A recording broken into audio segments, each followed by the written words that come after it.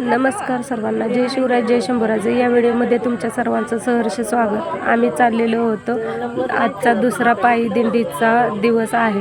तर चाललेलो होतो डाळिंबीच्या बागेतून वगैरे. जसं गार भेटतंय, जसं जवळ होईल तसं चालण्याचा प्रयत्न करतोय. आणि त्यानंतर आमचा रंगला मंदिरामध्ये फुगडीचा डाव. कसा आहे कंटिन्यू बघा, ब्लॉग तुमच्या नक्की लक्षात येईल.